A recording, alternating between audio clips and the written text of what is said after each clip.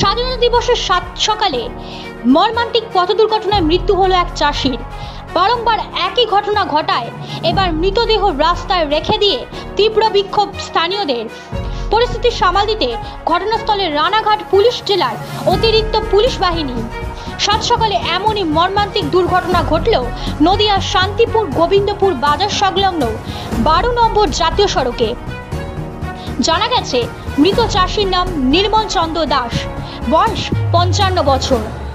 প্রত্যক্ষদর্শীদের দাবি ওই ব্যক্তি প্রতিদিনই গোবিন্দপুর বাজারে সবজি নিয়ে যান। ঠিক তেমনি আজ সকালেও সাইকেলের মধ্যে একাধিক সবজি নিয়ে রাস্তা পার করছিলেন। তখনই একটি প্রাইভেট গাড়ি অতি দ্রুত গতিতে এসে তাকে সজোরে ধাক্কা মারলে বেশ কিছুটা দূরে ছিটকে গিয়ে পড়ে সে। তারপর রাস্তাতে সবজিগুলো ছড়িয়ে ছিটিয়ে যায়। ঘাতক গাড়িটি ঘটনাস্থলে ছেড়ে পালিয়ে যান। জানা যায় কৃষ্ণনগরের দিকে পলাতক হয়ে যায় গাড়িটি। খবর পেতে ঘটনাস্থলে আসে শান্তিপুর থানার বিশাল পুলিশ বাহিনী। যদিও তার আগেই রাস্তায় আন্ডারপাস এবং ক্রসিং তৈরি করার দাবি রেখে বিক্ষোভ দেখাতে শুরু করে স্থানীয় বাসিন্দারা। পরবর্তীকালে বিক্ষোভ আরও জোরদার হয়। জানা যায় সকাল 6:30 নাগাদ এই মর্মান্তিক পথ দুর্ঘটনা ঘটে। পরিস্থিতি সামাল দিতে পরবর্তীতে ঘটনাস্থলে আসে রানাঘাট পুলিশ জেলার অতিরিক্ত পুলিশ সুপার সহ পুলিশের অন্যান্য উচ্চপদস্থ আধিকারিকরা। এরপর উত্তপ্ত জনতার সাথে কথা বলে।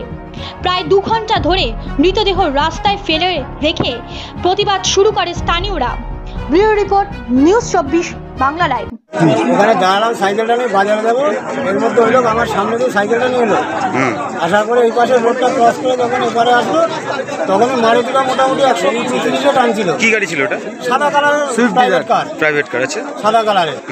এই পাশটা যখনই আসলো, আসার পরে দাম করে মারলো সাইকেলে, নিয়ে এইখানটাতে পড়লো ছিটকে। আচ্ছা, ওর সাইকেলে কি ছিল? ওনার সবজি ছিল? হ্যাঁ, কলমি শাক ছিল।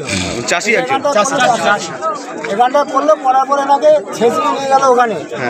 ওখান থেকে গাড়িটা আবার পেছনে একটু ব্যাকে আসলো। ব্যাকে আসার পরে আমি যখন দৌড়ে আসলাম, এসে আমি যখন চিল্লানি দিলাম তখন এই গাড়িটাকে টানলাম। আর উনি কি গোবিন্দপুর বাজার থেকে ফিরছিলেন?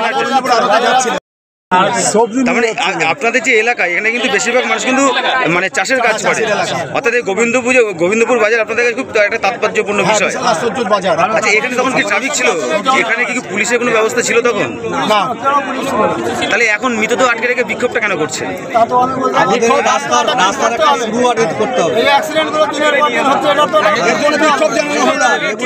পুলিশের কাছে আপনারা কি দাবি করছেন? মানে যাতে লোকজন চলাফেরা করতে পারে। প্রতিদিন যেভাবে দুর্ঘটনা ঘটছে তাতে করে আপনারা ওভারব্রিজের দাবি করছেন। না হলে এই দুর্ঘটনা রোকা সম্ভব হচ্ছে।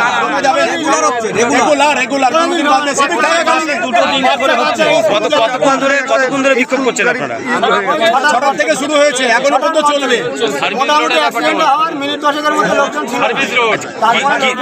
যিনি মারা গেছেন তার নাম কি?